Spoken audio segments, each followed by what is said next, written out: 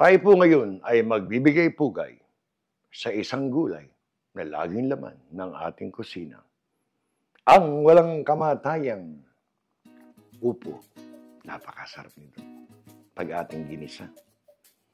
Sibuyas, bawang, kamatis, paminta, konting patis. Ang sarap. Pero ngayon, i-overload natin ng konti para mas masarap ang ating ginisang upo. Ano ang katerno? Ito ang katanungang wala pang kasagutan. Ito ngayon. Kayo ba ay team ng isda? Sabi ni Manong, ito daw ay mukhang hasa-hasa. Pero dito kasi Indian mackerel ang tawag namin. Pakinig tayo kay Manong. Hasa-hasa daw yan. Or, kayo ba ay team baboy? Ayan po, ang liempo, magpiprito din tayo. Panterno din yan, panalo yan, no? Sarap yan. Kaya ngayon, nagpainit na ako ng mantika. Ang diskarte natin dito, prito tayo ng liempo, prito tayo ng isda, para yung mantika, huwag masayang. Then, saka tayo magluluto ng ginisang upo. Napansin pa po ninyo? Ayun po, ang ating talyase. Mamaya, gagamitin natin yan. Ito ang kanyang pinsan. First time natin gagamitin. Yan. Tignan natin. Baka mamaya, hindi marunong magluto yan. Ito na ang ating liempo. Nako, ito na naman tayo. Mainit na ang ating mantika. Pero again, ready lang kayo. Alam niyo naman ang liempo pag piniprito yan. Iyain nyo lang ang estilo ni Mambong. Ito na, oh. Bakit muna?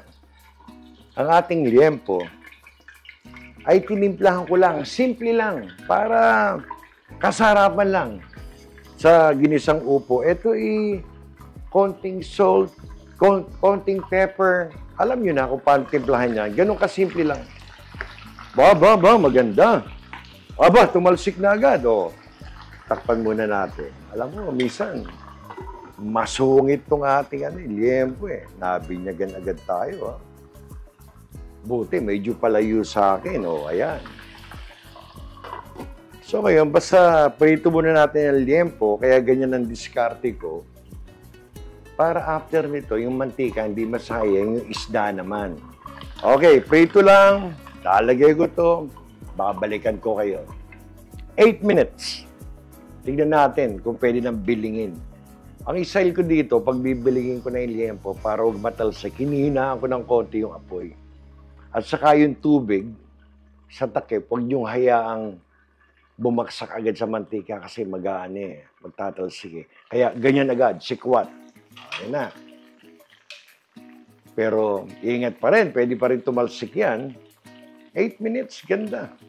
Alam niyo itong performance ng aking kawali, walang gaanong talsik, ha? Selyadong-selyado, mabigat yung takip, ganda. Ayan na, binibili na natin, oh. Kalmado siya, ha? Hindi siya masungit, ha? Ayan na. Alam niyo, 8 minutes, yung kabila nito, mga 5 minutes lang. Yari itong liempo na to, men. Susunod natin dito, ito namang isda. So, takpang uli, another 5 minutes na lang to. Then isda naman ang ating piprito. Ito na po ang ating piritong liempo. Ganda. Malutong yan. Alam niyo, 15 minutes. Done. So ngayon, ito na ho. Baka matilabsik din to. Ito namang ating isda, ang ating piprito. Ito yung 5 piraso lang, pero sarap dito, tostado. Sabay yung ating ginisang upo. Naku, panalo. Mabait. Hindi katulad ng liempo, ha? So, ngayon, alam nyo na kung anong gagawin nyo sa inyong isda. Ang aking isda, ganun din. Konting salt. Actually, salt lang. Walang pepper to. Oh. Naku, sakto sila, oh. Ganda, oh. Ayan. By the way, nalimutan ko sabihin, yung aking liempo nga pala, nang tinimplahan ko yan, Hindi lang salt and pepper pala. Nilagyan ko ng konting garlic salt para medyo malinamnam. So ngayon, pagbalik ko, pakikita ko sa inyo na kung ano na itsura ng isda natin. Pero, bago ko kayo iwanan, may gusto akong i-shout out. Alam nyo, ako'y natutuwa. Lagi kong pinapanood sa Facebook to, si Mami Chi. Alam nyo, ang dami ko natututunang luto, iba-ibang luto kay Mami Chi. Napakaganda ng kanyang garden, ang kanyang mga halaman, kanyang mga tanim, sari-sari. Kulang na lang, tawagin Bahay Kubo. Mami Chi, kamusta na po kayo? Salamat po. Ang dami ko pong natututunan sa mga lutuin ninyo. Pag kayo may time, puntahan niyo po si Mami Chi sa Facebook. Salamat po. Hasa-hasa, sabi ni Manong. Siya po'y hasa-hasa. Siya po ngayon ay isang tostadong hasa-hasa. Ang sarap katerno nito. Suka na may sili. Nako, panalo. Ibaba natin dito. 1 cup of water, na gano'n na ako. Nagpapainit na ako. Nakauna yan. Bakit? Ito na naman si Mambong. Ito ba 1 cup na panggisa lang na liempo. Ika nga ng nanay ko. Chicharon mo yan. Ayan na po. Chicharon natin yan. Ang timpla lang po nito. Kasi pagbamantikain natin yan eh. Palalambutin. Normally, ang timplada lang naman ho dito. Yan lang naman eh, salt and pepper. Yan natin konting salt lang. Kasi baka half teaspoon lang o 1 teaspoon siguro. Ito, half teaspoon lang. Yan lang. Ito ngayon. Hintayin nyo lang kumulo. Magmamantika, marireduce yan hanggang magmantika ng kusa. Tawag na nanay ko, chicharon na siya. Then, magigisa na tayo. Ayun na po! Naninigit ng konti. Ayan o. Ganyan magchicharon ang nanay ko. Ayan. So ngayon, lalagyan ko to. Sarap niyan. May konting sunog. Lagyan natin ng konting mantika. Sasalubungin natin yan. Siguro mga 2 tablespoon. 2. Kagandahan na yan. Kasi magmamantika pa eh. Itong ating panggisang liempo. Pero ingat pa rin ha, tumatawsik yan. Yan. Ganito ang gusto natin. May lumabas pang konting mantika pero ang ganda na oh. Malambot na yung ating panggisa. At natusta na ng konti, nawala ang lansa. So, ito ngayon. Itong aking half cup na bawang. Sarap dito. Puro bawang. Gigisa na natin ang ating bawang. Again, 2 tablespoon na mantika ang ating dinagdag. At nadagdagan naman siya ng ating liempo. Alam nyo, pinagbigay alam nila sa akin habang ako'y nagluluto. Si Mami Zenaida ng Kainta. Napansin ako po'y bagong gupit. Yan po'y totoo. Kailan lagi tayong mukhang malinis para sa inyo po. Mami Zenaida, naalala niyo po ba nung araw? Nung kabataan namin dadaling kami ng nanay ko, sasabihin lang, gupit binata. Ewan ko ngayon kung may gumagamit pa ng term na, anong gupit? Gupit binata. Ganyan lang ho nung araw. Pag yung lalo pagpasukan, bago ang pasukan, ang nanay ko, dadali na kami na ako. Kay Mang Dipon. Kung kayo lihitin mong taga Marikina, kilala niyo si Mang Dipon. Galing maggupit niyan. Maraming salamat sa maraming alaala po, Mang Dipon. Ayan ha, i-brown nyo lang ang inyong bawang. Mabilis na to. Susunod, ito na, brown na ang ating bawang. Sunod natin. Ang ating 1 cup na sibuyas. Actually, ito, isang sibuyas lang. Ayoko naman ng kalahati, alanganin. Pero yung aming sibuyas, halos 1 cup. By the time na ma-dice ninyo. Ayan, dice lang. Lakas ako ng konti apoy. Ayan na. Nasipol. Ganda ng aking sibuyas. Ayan na.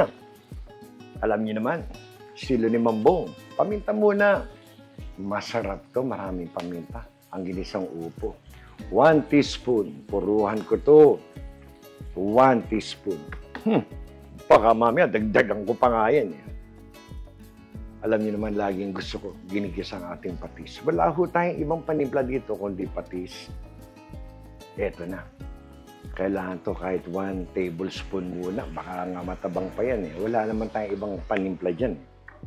Maliban po dito, dadagdagan ko siya ng durog na baboy. Kasi panggisa natin yun. Ito lang ho. 1 teaspoon para malinamnam. Ayan ho.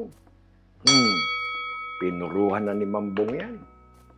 Saka natin nahaluin bago natin ilagay ang ating kamatis. Kasi magtutubig na to.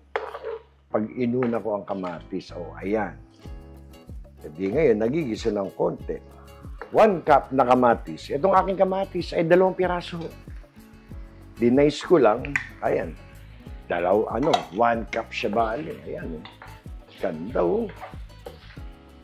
Gusto ko naggigisa. Ang bango kasi, lalo pag yung binaksak mo na yung patis, kasarap, kabango. So again, pagulungin nyo lang muna. Wala naman tayo ibang nilalagay dyan, yun lang. Tignan natin mamaya kung kailangan natin ng asin dahil maganda rin sa ating upo, medyo masabaw. Do yung upo, ang lakas sa magtubig niyan. So aalalayan natin. Ayan. Igisan nyo lang ang inyong kamatis. Pag medyo naliligis-ligis na, may isusunod tayo. Kaganda ng aking gisa. Tignan nyo ang kamatis. Tignan nyo ang gisa na ganyan. Ganda. Nagtubig na yung kamatis. Kaya yung mga nasunog, nabakbak na. Sarap nun. Yun ang pampasarap. Ayan na. Medyo overload natin ng konti. Pwede naman walang hipon. Hibe, pwede rin. Or kahit wala. Eto, may kalakihan ng konti. Sarap nito. Ito lang ho available sa amin. Ayan. Ayan. So, para wag naman masyadong ma-overcook ang ating hipon at kumunat, wag lang hindi mag-pink to. Lalagay na natin yung ating upo. Alam nyo, malapit na to. Basta pag lang, mag-pink lang at alam niyo medyo naluto na rin yung hipon, babalikan ko kayo. Ito palang gisa, para gusto kong iulam, para ang sarap.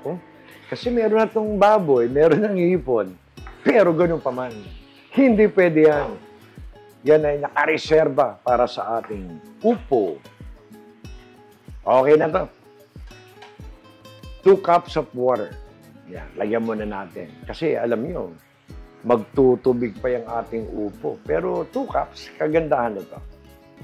Ayan na. Saka po natin siya haluin. Ang mga bagay na nasunog, lahat na nasa gilid, papawiin po natin. Kailan natin kumulo, ihuhulog na natin yung ating upo. 3 minutes lang. Ito na, buksan na natin to. Kumukulo na eh. Nararamdaman ko, gumagalaw. Ang bango. Alam nyo, napakabango. Ayan na, Ayan na. Diyan natin ihuhulog natin. Gitnaan natin. Ayan, Ang alat, swak. Swak ang alat. Pero may gusto kong isang ilagay. Konting paminta pa. Masarap din. Talagang talab na talab yung paminta. Half teaspoon. Ayaw pa niya. Ayan na. Isa pa. Ayan na. Paano to? Ito na. Upo. Itong aking upo nga pala ay 2 maliit. Siguro kasi ang upo dito baka 2 dangkal lang. 2 dangkal lang ni Mambong. 2 ganun lang ang aking iniluto. Ayan na. So, ihuhulog nyo lang. At masarap ang upo sa unang luto, pag bagong luto. Kasi yan, habang iniinit nyo, walang ginawa yan, kundi magtubig ng magtubig, palabsak ng palabsak. Kaya kung gusto nyo maka-experience ng masarap na ginisang upo, yung bagong luto, yung ganyan, At huwag kayong padadala sa upo, dahil yan, continuous na maluluto yan.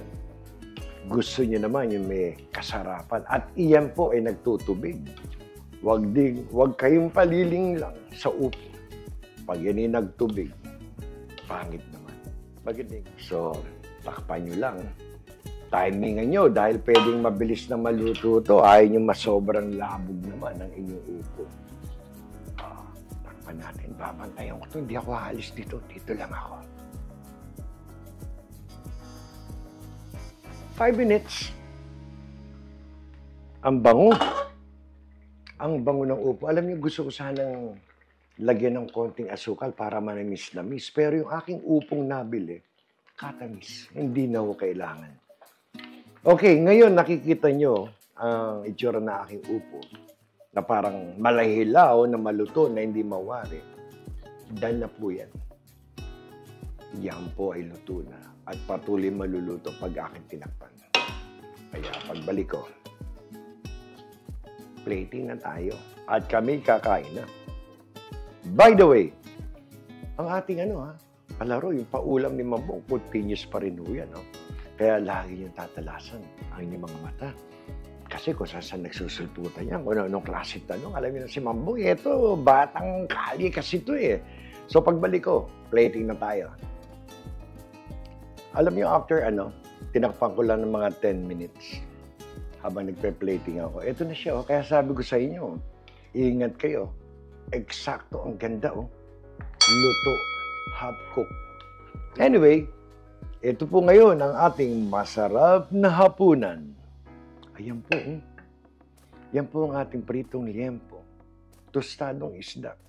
Na hasa-hasa daw, sabi ni Manong. At ayan po ang ating overload na ginisang upo. May hipon, may liempo, napakasarap. Lasang-lasa yung tamis ng upo. Yan po ang ating panlinggong ulam. Linggo sa Marikina. Dapat may katerno. Di po ba? Ayan, sarap. Ilapag natin dito. At tayo magpapasalamat. Muli, isa na namang mapagpalang araw para sa inyo pong lahat. Salamat sa Diyos. Tayo po'y may masarap na ulam. Hanggang sa muli, kayo po'y kaiingat. Salamat.